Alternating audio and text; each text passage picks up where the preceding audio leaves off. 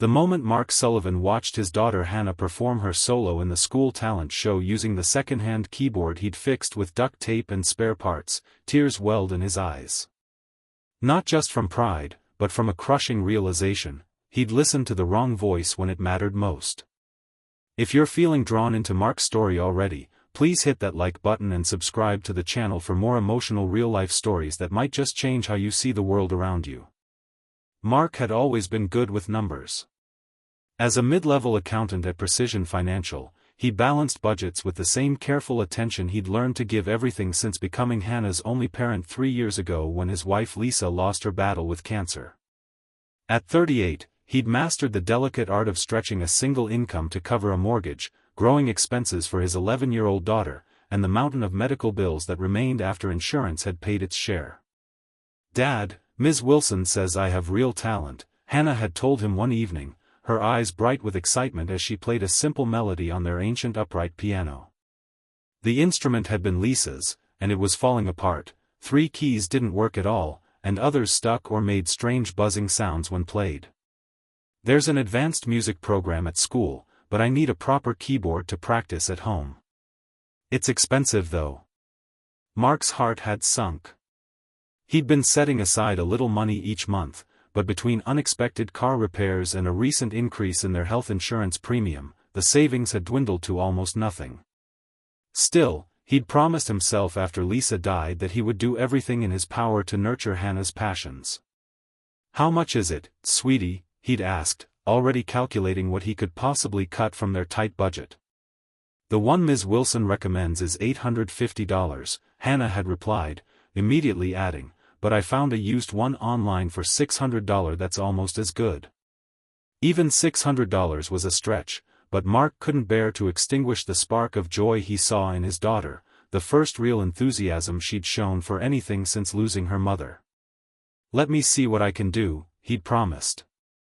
The next day, Mark had approached his boss, Richard Keller, hoping for advice.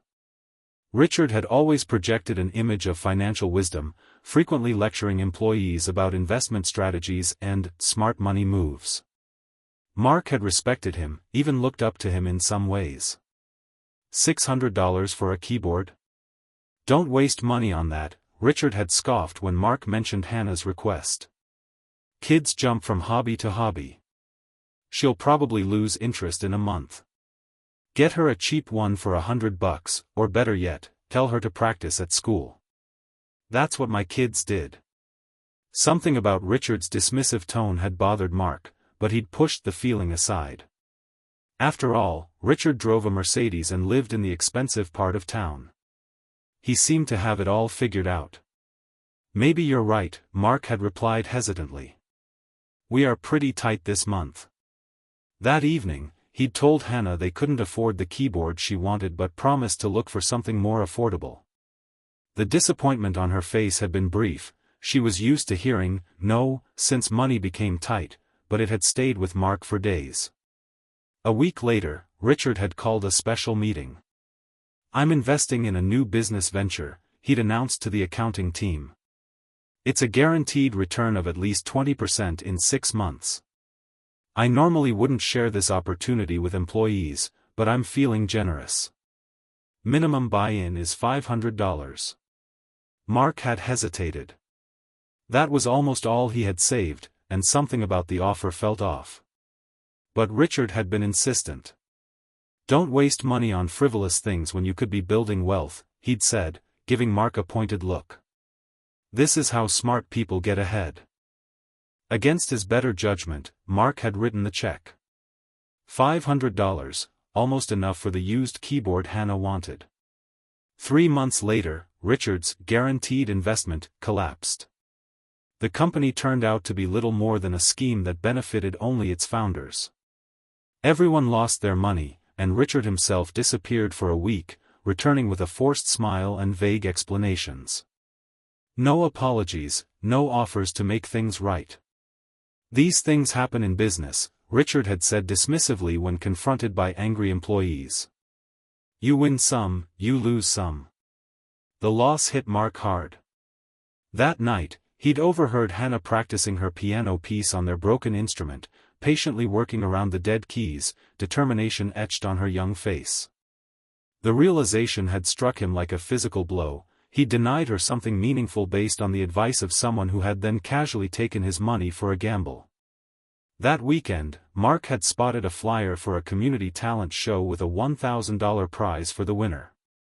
He'd shown it to Hannah, who'd immediately wanted to enter but then looked at their piano with uncertainty. "I'll have to pick a song that doesn't use the broken keys," she'd said pragmatically, with a maturity that made Mark's heart ache. For the next 3 weeks, Hannah had practiced relentlessly. Mark had spent evenings attempting to fix the worst problems with the piano, watching YouTube tutorials on piano repair and cobbling together solutions with whatever materials he could afford. On the day of the talent show, Hannah had performed beautifully despite the limitations of their repaired instrument. She didn't win the grand prize but received an honorable mention and a $100 gift card. As they'd driven home, she'd chatted excitedly about the experience, already planning what she might play next time. "Dad," she'd asked suddenly, "do you think we could still get that keyboard someday? I know it's a lot of money, but I really love playing." Looking at his daughter's hopeful expression in the rearview mirror, Mark had made a decision. "You know what, Hannah? Yes. Yes, we can. In fact, I think we should go look at it this weekend." "Really? But how?" "I've been picking up extra accounting work on weekends," he'd explained, which was true, though he'd only started the previous week. "And I realized something important: some things are worth spending money on. Things that bring you joy, that help you grow. That keyboard isn't a waste of money if it's something you love and will use." The smile that had bloomed across Hannah's face was worth every penny he would have to work to earn. 2 months later, Hannah stood on stage at her school's talent show, performing on her new-to-her keyboard. Mark watched from the audience, filled with both pride and regret, pride in his daughter's talent and perseverance, regret that he had almost denied her this opportunity based on someone else's values. The following Monday, Richard had stepped into Mark's office, closing the door behind him. "I need someone to take over the Henderson account," he'd said without preamble. "It's high profile and could mean a promotion for you down the line." Mark had considered the offer, remembering how he'd once valued Richard's approval above all else. Now he saw the man differently, someone who carelessly influenced others' decisions while taking no responsibility for the consequences. "I appreciate the offer," Mark had replied carefully, "but I'm actually cutting back on my hours here. I've started my own small accounting service on the side, and I'm focusing more time on my daughter's activities." Richard's expression had hardened. "That's not a smart career move, Sullivan. You're wasting an opportunity." Mark had smiled, feeling a newfound confidence. "Maybe to you it seems that way. But I've realized something important: only I can decide what constitutes waste in my own life. Some investments don't show up on balance sheets." In the months that followed, Mark's side business had grown steadily. He took on clients who appreciated his careful attention to detail and his honest approach. He'd scaled back to part-time at Precision Financial, giving him more flexibility to attend Hannah's recitals and help with her homework. Money was still tight, but decisions were now made with clear priorities. Mark had learned to distinguish between truly wasteful spending and investments in happiness and growth. Hannah's keyboard hadn't been a frivolous expense, it had been an investment in her passion, her confidence, and their relationship. 1 year after the talent show, Hannah performed at a regional competition, winning second place and a scholarship to a prestigious summer music program. As applause filled the auditorium, Mark reflected on how close he'd come to saying no to her dreams because he'd allowed someone else's definition of value to override his own instincts. The greatest lesson hadn't been for Hannah, but for Mark himself, the importance of trusting his own judgment, especially when it came to his daughter's happiness.